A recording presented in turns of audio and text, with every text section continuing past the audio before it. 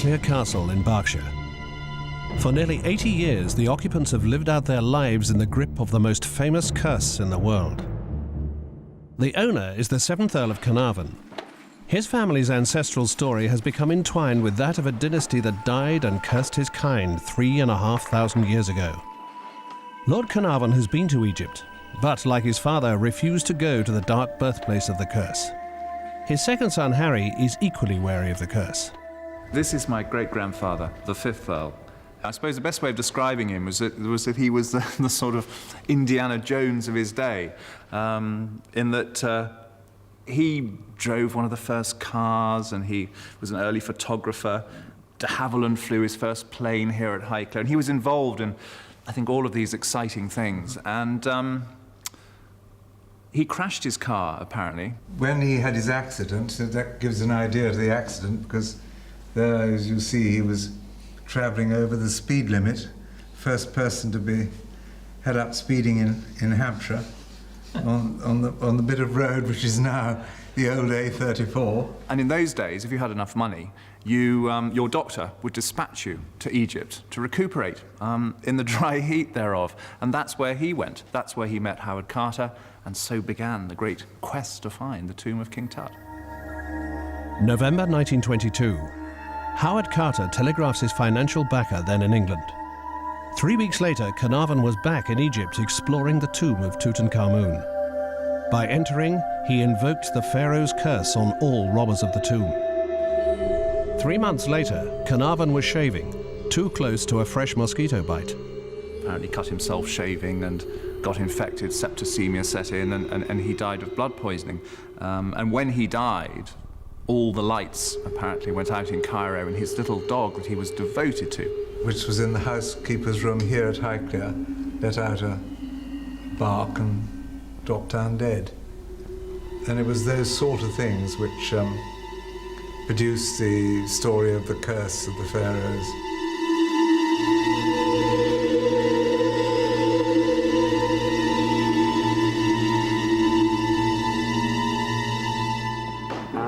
This is where the 5th Earl started working here, this area called Drabble and Naga. And I hope I'll be able to take you up there and just walk around there and have a look in some of the areas. Highclere's small Egyptian collection is maintained by professional archaeologist Nigel Strudwick. 5 years they worked there. Around 1907 to 1912, I think it was. Geordie, son and heir to Lord Carnarvon, has hesitantly agreed to go to Egypt and be the first in his family to retrace his great-grandfather's doomed footsteps. Adrian Wiley is the business manager at Highclere. He wants Geordie, full title Lord Porchester, back in Egypt, confronting the potentially lethal curse. It's a colourful image that could shift a lot of souvenir pencils and pots of jam with Highclere's name stuck on them. So why is this trip of interest to the castle? I think from my point of view, and from the castle's point of view, a sense of history yet again is repeating itself. 75, 76 years after the great discovery was made, the family yet again are embarking on another adventure, this time with Lord Porchester. Do you think he's going to enjoy it? I think Geordie will enjoy it. He's been a late starter, he's had a few refusals. He's getting married in February, and quite right. His fiancée feels a little reluctant to lose her new amour so quickly. And so Highclere's archaeologist Nigel Strudwick and his wife Helen are guests of honour at the reluctant Geordie's farewell dinner.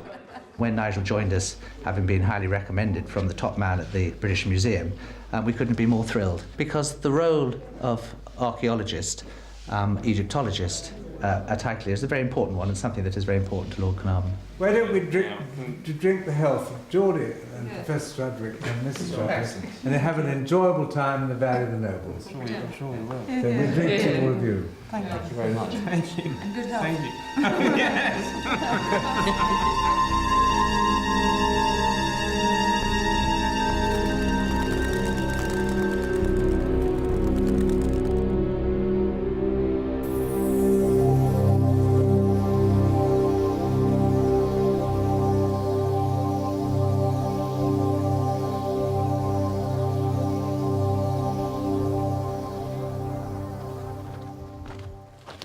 Geordie and Adrian are to visit Nigel at his dig among the tombs of the nobles. He's looking for the burial place of Sanefri, who was the equivalent of the Chancellor of the Exchequer to the warrior pharaoh Tutmosis III 3,500 years ago. To find Senefri's grave intact would be quite a prize. يلا اللي فوق ضايع ايه بتاع 4 6 عدة ايه اللي بدنا نقول وصل ايوه قول ماشي لغايه ما يوصل تحت. Nigel has excavated a shaft in the courtyard of the tomb complex. He is hoping that it will reveal a secret door leading to Senefri's grave and elaborate burial chambers. At 40 feet, this is an exceptionally deep burial shaft. I'm sure we shall be striking something interesting soon.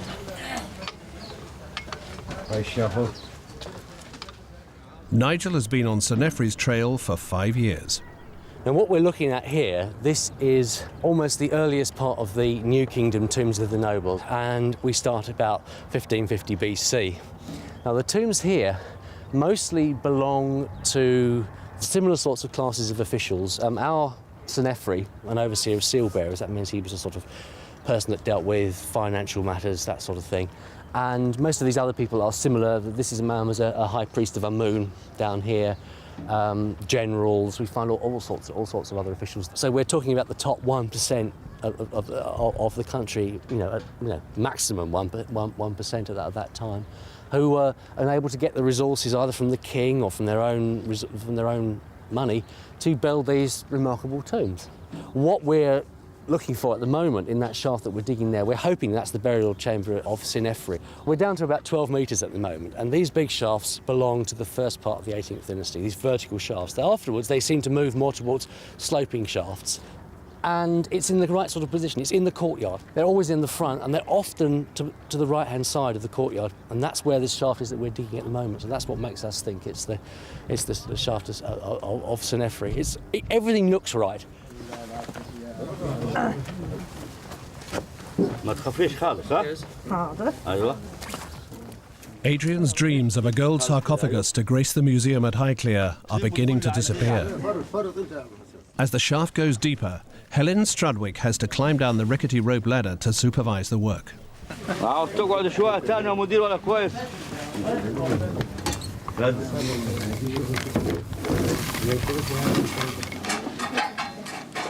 The way it works is that you see the context is all very similar.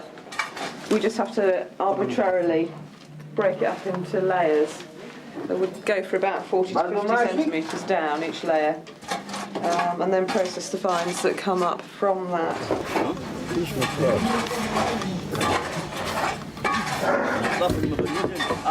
This is the name of the tomb owner, and his name's Senefri. This reads Nefer, and this reads E, and this is the end of the wall. So this is a piece of granite, and it's from a false door. And we've been finding many, many pieces of granite all around the tomb as we've been excavating. And as if somebody took the false door out from the tomb, because it was fixed in the wall, smashed it up, and then it's just in the debris. A few bits of false door are no substitute for finding the real thing. The excavation proceeds in a relaxed Egyptian manner that Geordie's great-grandfather would have recognised. One man, however, won't be keeping up with the breakneck pace of Nigel's dig. I don't care for the dust, and I've only spent about 2 hours perched on top of the hole, seen very little work. But I must compliment Nigel when I see him, because there must be many, many tombs here, but very few tombs with a well-appointed cafe, restaurant, bar on the doorstep. I don't normally drink Heineken at 9 in the morning, but when I've been up here for several hours already, it seems totally appropriate. Nigel takes Geordie into Senefri's rock-hewn chapel, next to the courtyard, where he has uncovered more burial shafts. I seem to be predestined in Egyptology to choose tombs with lots and lots of shafts. This tomb has got 9 shafts. And this is why it's taken us just a long time with the archaeology. Now, the shaft outside, that may well belong to Senefri, but these ones here are nothing to do with Senefri at all.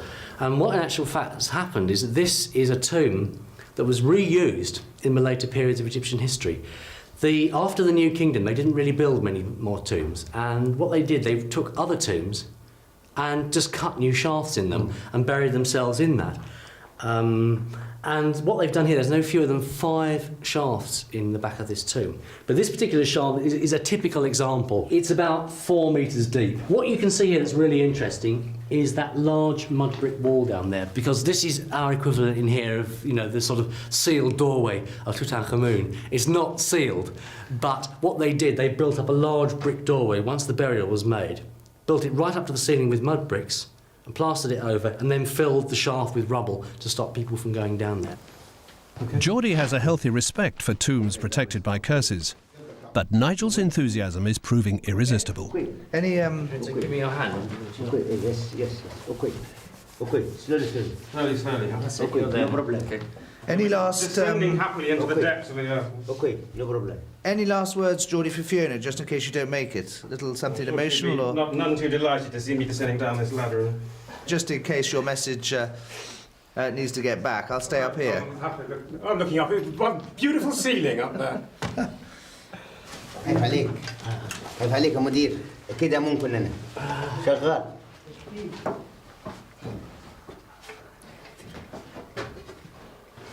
Now, what we found this room, I mean, the shaft was obviously full of debris, and therefore the debris always slopes across. It's higher here, and then it tapers off down towards the back there. But it was probably about 1/3 full of debris. And the wall here, this is a beautiful example of a mud brick wall that we use for the blocking to keep the to sort of keep the dirt and debris and robbers out. Sitting around knocking bits of bricks together, I don't understand it, but then there's no reason why, because I don't understand it, it shouldn't be an excellent pastime. But I gather he's been ferreting around out here in the desert for many years, and obviously loves it, so good for him. But the idea of a 1 in a million chance of finding anything is something which the odds don't stack up for me. But very important for his lordship, very important for Highclere, and as a humble servant, I'm very happy to be here. You can just see the hieroglyphs there, and these were placed probably somewhere at the top of the tomb up there. What we have is this wonderful book that was produced in England in the 1950s, and it's what we call a corpus, and it has all the funerary cones known in the 1950s. And we can tell you, this is the funerary cone of Senefri. Senefri. That's the end of his name here. For 2 weeks each season, volunteer experts come to work on the finds. Pottery buffs sift 3.5 tons of shattered shards spanning 3,500 years. A funereal mask from a coffin in the complex is a unique find. It has taken 3 years to restore to this condition. There are also 40 mummies in various stages of decay. They are the responsibility of the bone man, paleontologist Dr. Tony Waldron. You might think it was exceedingly dreary going through a box of bones like this. Unless you find a few interesting things, you might not be far wrong. I always think it's a bit like doing outpatients, that you have lots and lots of people queuing up, waiting to see you outside, all of whom got very dreary, ordinary diseases. But then the next one that comes through the door might have something really exquisitely interesting, and that's why you do it. And it's just the same, you know, there are lots and lots of bones here, all of which are normal, and then you find 1 or 2 which are really very exciting. And here is my goodness, I think it's a big cat of some sort, isn't it? Snarling away. Mummified. Would Carter and Carnarvon have been interested in this type of material? Not in the least, I shouldn't think. I think they were the old school of sort of bounty hunters, weren't they? And I think they were interested in finding gold and other things that were going to make them famous. I don't think this sort of work makes you famous, but it does tell you a lot more about the people themselves than one isolated pharaoh, I think.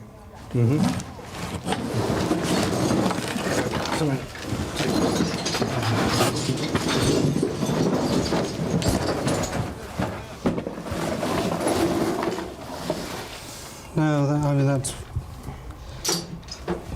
really very fine, isn't it?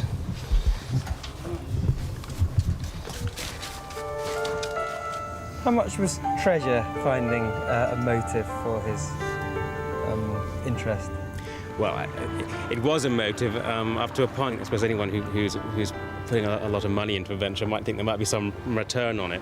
Because right towards the end, I think my great-grandfather was getting a little fed up of putting money in year by year, but not enough to show for it.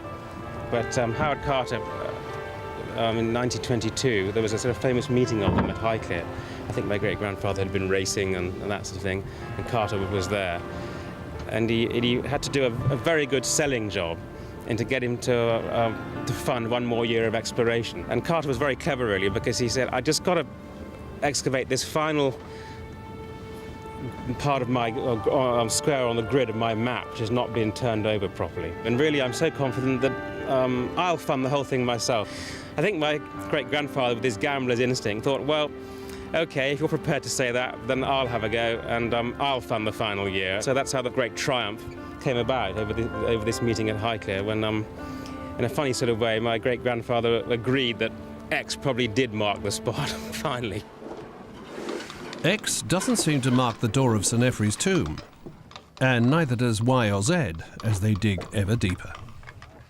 Well, we've done a sort of tranche across investigating where there's possibly going to be a doorway, but didn't actually find anything, which is annoying. But the context seems to be changing slightly down there. The fill material is slightly different in that there's less pottery coming up, a lot less pottery. It's on that side of the door, though. You never know, you may find something. Yeah. It's going to be exciting now so, after all this effort. Yeah. It has to be. Well, we hope very much that we'll find the doorway before you have to depart.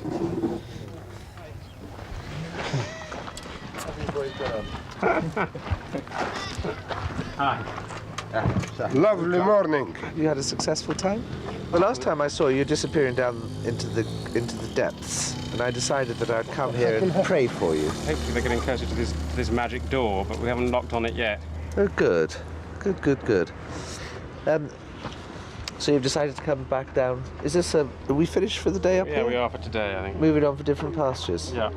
The quest continues.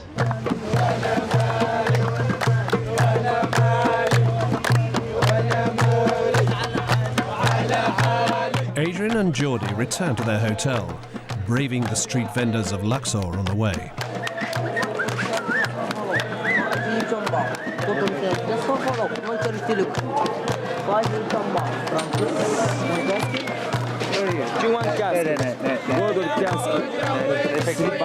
Delicious, but not that delicious. Look here, there's a shop. How much are they? 1 kilo? Yes. Yes, German? German, certainly not. والله العظيم اخذت الغش تستاذن انت بستنى يا اخي ولا بستنى يا اخي What's inside hotel? Winter Palace, yeah.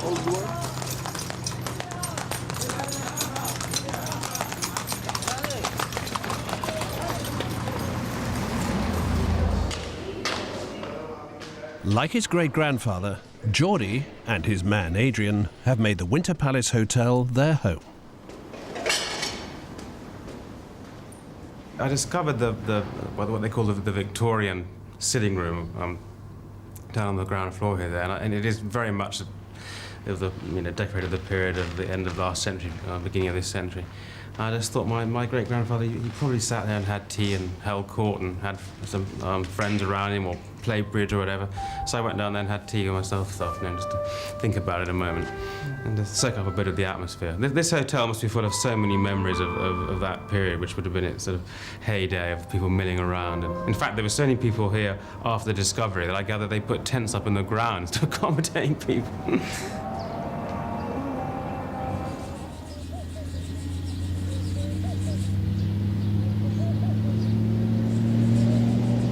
News from the dig soon interrupts the tranquility of the afternoon. The message back at the palace was return immediately, door found, which was very exciting news to have sent up to one's room. The fact that one kissed goodbye to one's lunch is secondary importance. Having just done all the shower and change a bit, we whiz back into the old dusty rags, and I'm going to get back down and see what's going on. Keep our fingers crossed still. Telephoned rather than telegraphed, this modern Carnarvon party should only take 30 minutes rather than 3 weeks to get back to the excavation. Certainly getting a bit of speed up along here.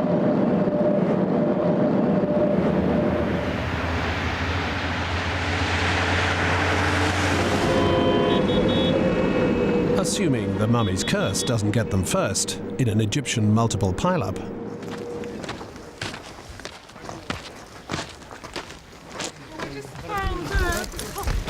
The doorway through into the next part of the tomb. Do you want to go down? I think I ought to just have a look. You can help me lower me down into the abyss here. Great. Please,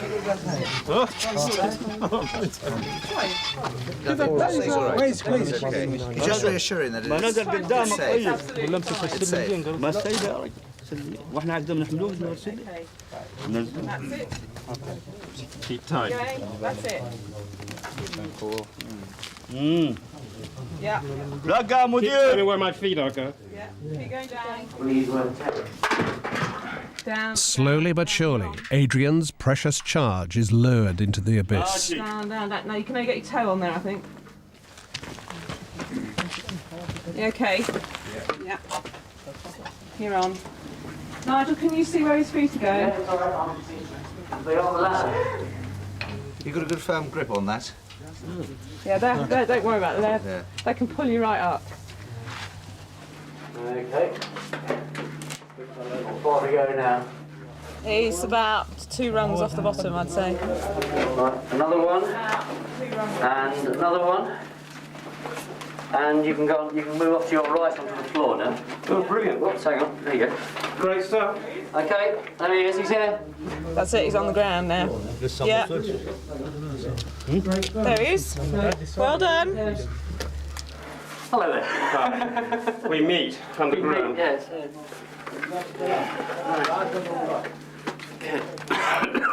It's very exciting. This guy absolutely determined to make sure that no one found his burial place. Well, he certainly did his best, didn't he? I mean, this is pretty deep stuff. Well, I mean, I don't know how your great-grandfather felt. I mean, except he didn't have to go down a sort of 13-metre shaft. Right, so where we're... You need to look in through there. Oh. And, mind you, because your hat might fall off as you bend down, but that's...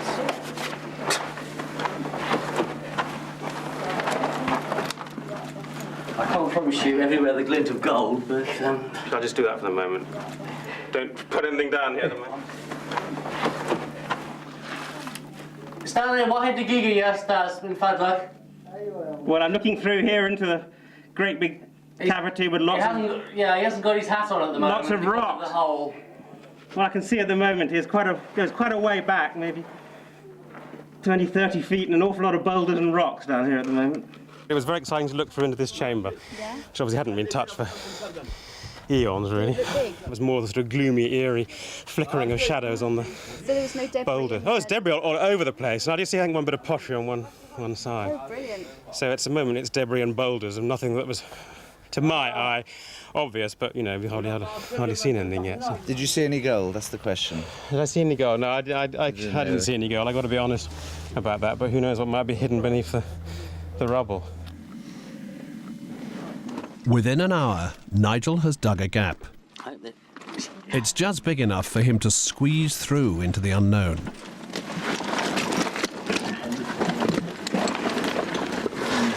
Good job, I don't mind doing this sort of thing. This is one of the hardest ones I've ever done, I have to confess. Usually, you know, you have to keep me out. I have to be physically restrained from going down these sorts of things. Really? Oh, yeah, because I love it? Oh, it's fascinating. It's fascinating. I mean, it's really great to go somewhere where, you know, no other person has been. Right. I mean, there are various bits and pieces lying around. I don't know what I've seen that. What's that? Well, this is a piece of a coffin, and it's part of the formula that says for the soul of, and it's a prayer, and of course underneath it would be the name of the person. And you know, this is, you know, archaeology is always like this. I mean, this to me is the sort of thing that when the tourist says to you, "But has everything been found in Egypt?" I mean, okay, we haven't found Tutankhamun, but it doesn't have to be gold coffins and this sort of thing.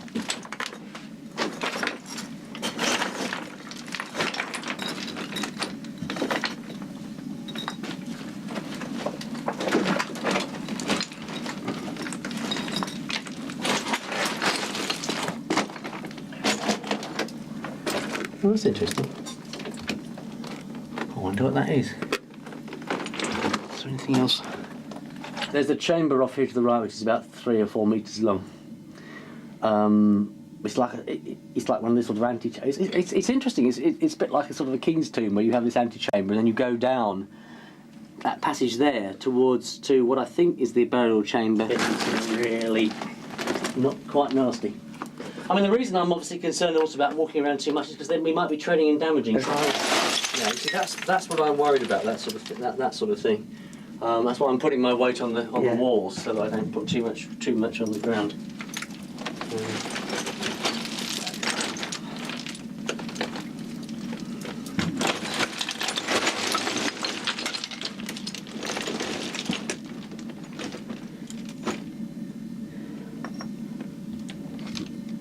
You can just see there's small pieces of pottery, pieces of wood on the surface, piece of bandage down here.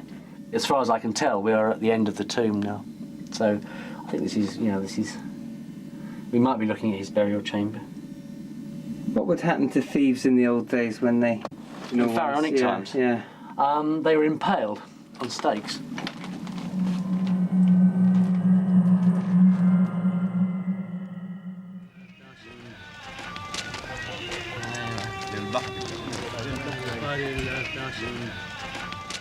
Whatever the potential consequences of opening a 3,500-year-old burial chamber, it's a great moment. Absolutely. Excavators and aristocrats have earned themselves a small celebration. Normally Alan has his food served by Nubian wenches, but I'll have to do it tonight. Well, it looked very similar. And they've certainly done us proud tonight. But You know that better than I do. you would do. Ethnain is 2. 3 is Talata. 4 is Abba. 5 is Khamsa. Got it. Right. Very good. And 6 is Sitta. Sitta. 7 is Saba. 8. Tamania. In the morning, Geordie will be facing a more dangerous challenge. He has decided to go to the Valley of the Kings.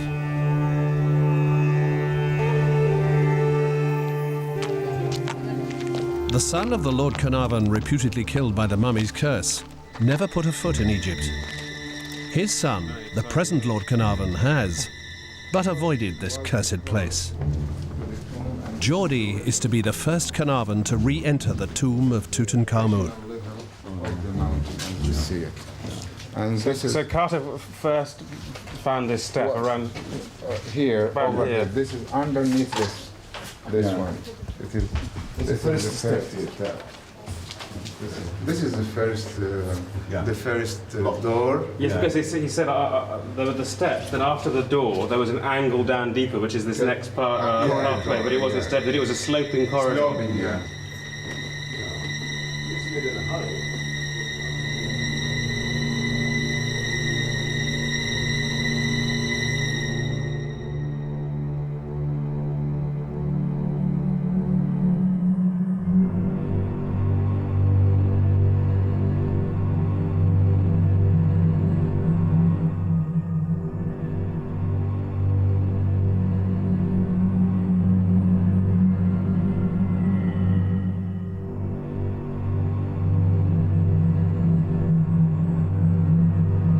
I can just imagine my great-grandfather being here and seeing these wonderful objects, being a feast for the eyes. You can just sit and stare at it all for some time. And just looking at that magnificent gold face of Tutankhamun.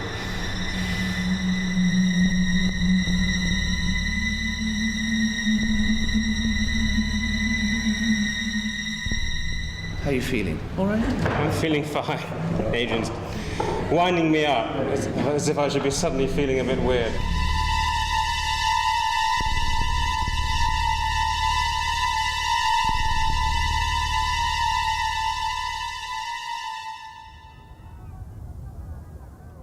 Although no sign yet of Senefri, there is plenty for Tony Waldron, the Bone Man, to explore.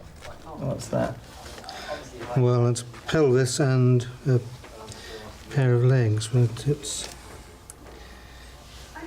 actually difficult to see. But it's solidified in a great sheet. Well, the Egyptians, as you know, had to be resurrected intact, and so they had to ensure that all the bits were there. So the males were often given something to ensure that they survived intact. So, yeah. All right. That's an artificial penis. What would have happened to the original? Well, it would rot off. It's nasty, nasty thought, chaps.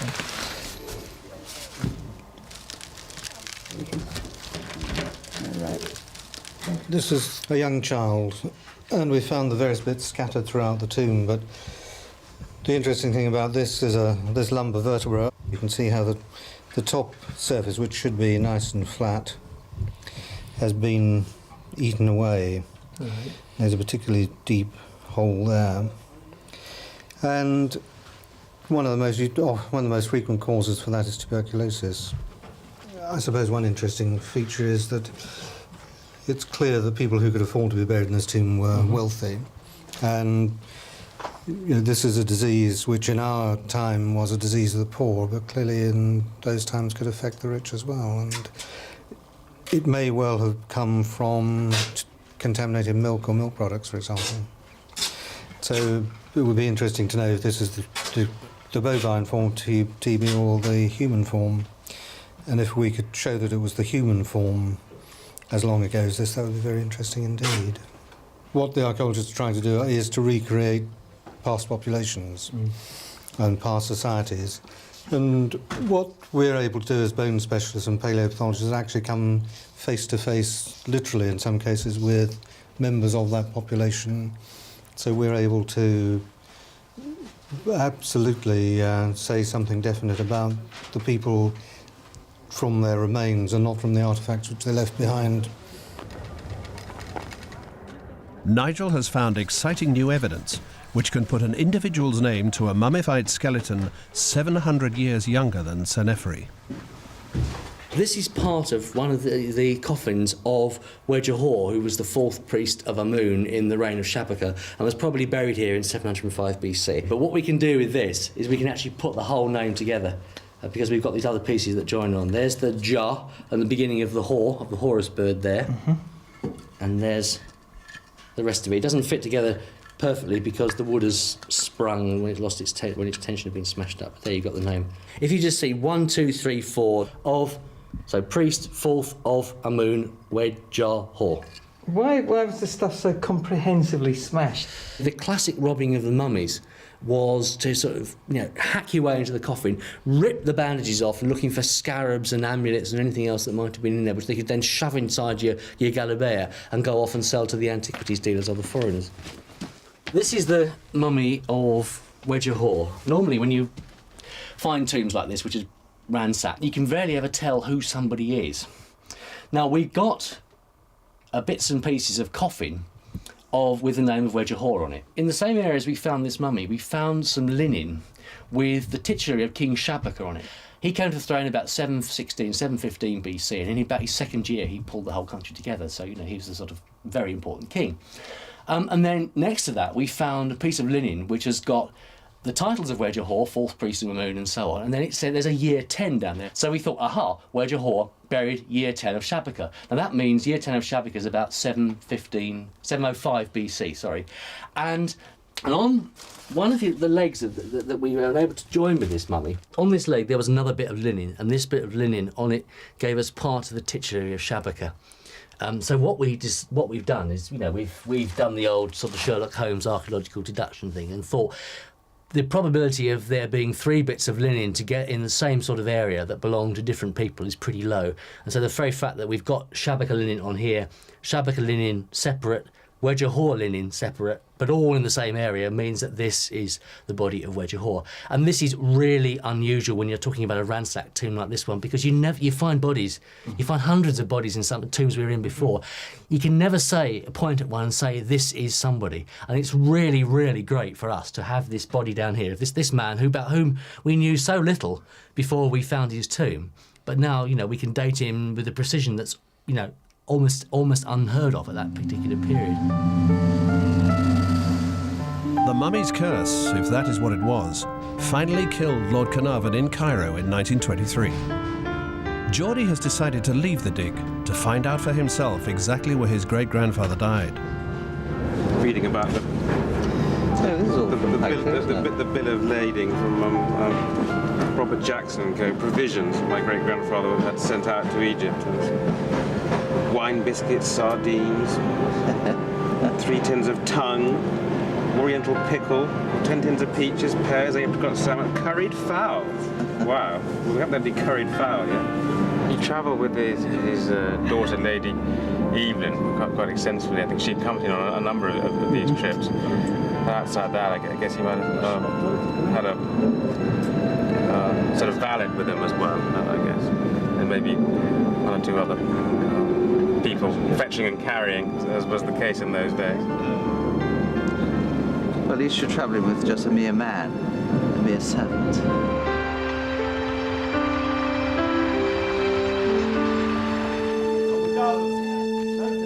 Two-way intercom. Theoretically, it will allow us to communicate easily from top to bottom of the shaft. That's the theory, anyway. Back at the dig, Helen and Nigel have only 2 weeks to find final proof that this is Sir Nefri's burial place. They must up the pace, and so have hired a crane to clear the rubble and widen the shaft. They are working in the deep burial chambers stretching back underneath the courtyard, and so have bought in the best communications equipment that dig money can buy. Oh, you don't know how to do it, Nigel. It's very, very complicated. You press the button and speak. It's playing tunes. Hello? Hello? Hello? He's here. I can hear you. Can you hear me? No. Can you hear me now? Yes. That's the way it's meant to work then. Hooray. Don't say over, aren't we? Hello? You didn't say over. Over. Over. I'm not keen on this thing. I'd rather go down on the rope rather than... Helen, terrified of heights, is less happy with this mechanised form of transport. No, I don't want to see. Oh! It's not my favourite way of transport. It's a long way down, especially when the sophisticated communication system malfunctions.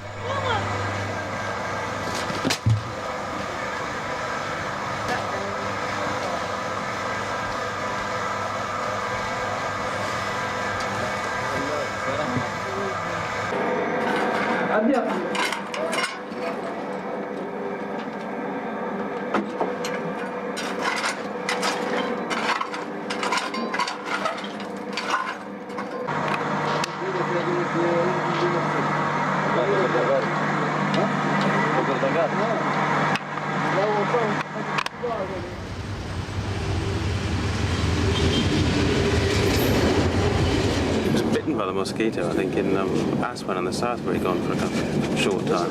Didn't think much of it for a while, because there was no drugs to deal with that then, and he was a weak man, really, in any case, from the accidents that he'd had and the motor accidents in the car. But luckily today, I haven't got a bite on me. No anywhere. bites? Feeling well? Yes, absolutely. No insects got at me, yeah. So when he was taken ill, this would have been the way from to Cairo, you think? When he became ill, he was moved to the Continental Hotel, and the suite of rooms that your father actually died in was still there. Very keen to track that down if we can. That would definitely mean something. I feel I was finding a link to the past there. If we can do that somehow.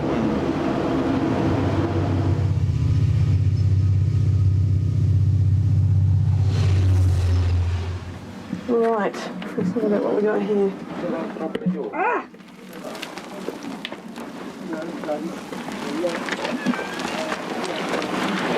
What this dust here is all from the shaft, it's all backfilled into here.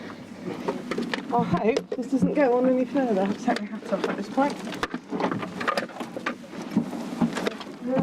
No, it doesn't, I don't think. It sort of stops there, a nice skull here. Got some teeth left intact. Oh! Ow. These are bits of mummy bandage that have been peeled off when somebody's been stripping mummies around here. What have we got here? There's another bit of skull there. Some ribs, look here. Even though they're sort of tiny little things, it just is so exciting to sort of learn about a culture from the past. And I don't know, I get this incredible feeling of closeness to these people. Then you remember that this was a person loved by his friends, his family. Poor chap. I've not seen a mummified baby as well preserved as that before.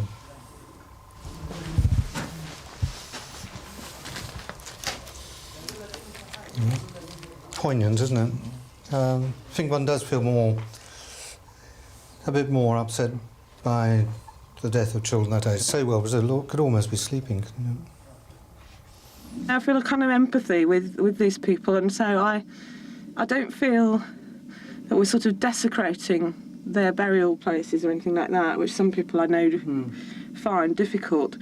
And we had a student with us one year in the other tombs that we were working in, and it used to be quite interesting because the underground work was all rather like this, mounds of stuff like this with legs sticking out and, you know, a skull here and an arm here in quite a grotesque position. And anyway, the first day that she was there, we sort of gave her a talk around about what we were doing. And I took her into all the underground rooms and we were scrambling around and crawling past bits of body. And it never occurred to me that she might find it difficult at all. And we got back to the surface and she said, I'm sorry, I can't go back down there ever again. And I was so upset because she was there meant to be helping us, of course, which... So we know it sort of limited what she could do for us. But also I just felt so terrible that I'd never thought that it might upset anybody.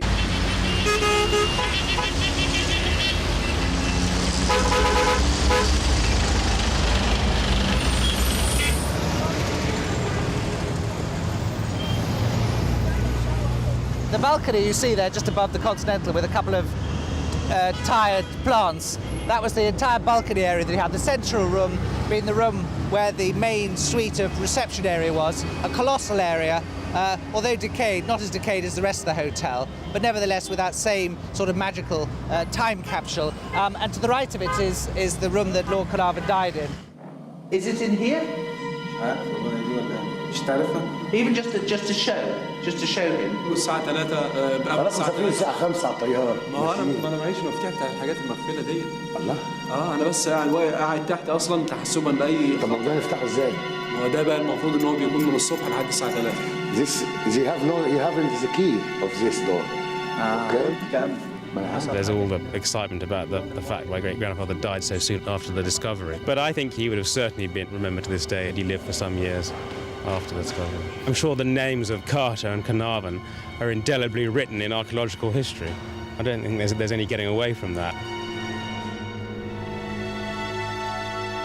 I think initially there was a very much a sort of the approach like let's go and do a bit of archaeology because we're here for our health or something like that. But then Carnarvon did that and he got interested in it and he got Carter in to help him. And Howard Carter did on the tomb of Tutankhamun the best archaeological job that was done at that time and would still have, I think, been pretty good today. You know, things are going to change and people in 100 years are going to be looking at what we did and saying, my God, they were terrible in those days, but we're doing the best that we can with what's available to us at the moment. I mean, I think we have always felt that if you feel something needs doing, you shouldn't just talk about it and say to people, oh, you know, something ought to be done. You ought to get on and do it yourself. I mean, we've always felt that, and we decided years ago, with very limited means, to start working out here. The problem with archaeology, you never know when it's going to be finished. You can't say to somebody, I'll finish that in 5 years, because if you then find, like we did, 9 shafts, we thought this was going to be finished in 3 years, this project. I mean, we're in our, 7th season now, and we still, it's going to be an 8th season, maybe a bit of digging, and certainly we've got to study all this stuff, because this year we're just digging like mad, and we haven't got time to study anything.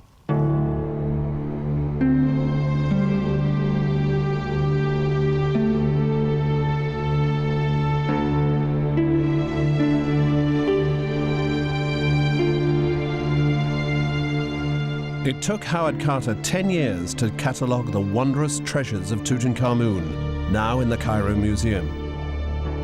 Egypt has not cursed Geordie as it did his famous ancestor. Instead, it has captivated him.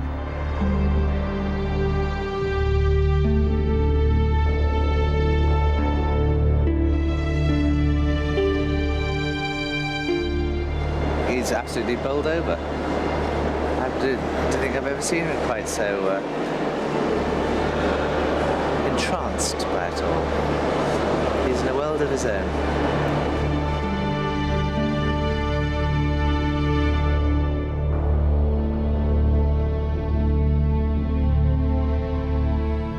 Yet another Carnarvon has fallen for the mysteries of Egypt.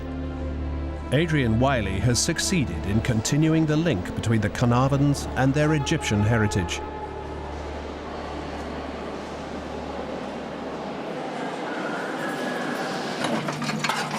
So what of the man who originally brought them all here, Sanefri? Nearing the end of his digging season, Nigel finds a small treasure in his tomb. It's an inlaid eye from a coffin, probably from a wooden coffin, and they'd leave a little recess, a little hole in the wood, and they'd insert this eye. And this came from the big shaft here that we're digging here, and I see no reason why it isn't 18th dynasty. Might be from the coffin of Sanefri.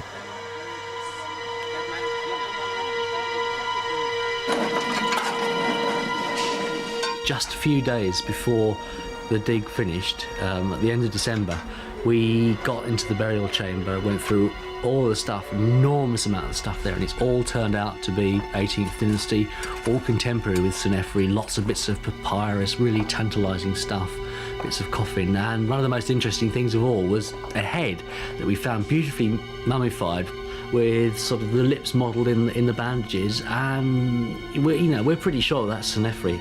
We found him. No gold and no treasure in this tomb. But the bones and mummy linen of Sanefri and those around him have helped fill another gap in our knowledge of life and death in ancient Egypt 3,500 years ago. I'm sure great-grandfather, as he was lying there in Cairo from about the middle of March to when he died in early April 1923, he must have realised he was getting sicker and sicker with blood poisoning and septicemia, that he wasn't going back to his beloved Highclere. I expect sitting there in the Continental Hotel in Cairo, I'm sure he was thinking of its wonderful park and the castle and everything all at the same time. All sorts of conflicting emotions about this great discovery in Egypt, but yet wanting to be back home, probably.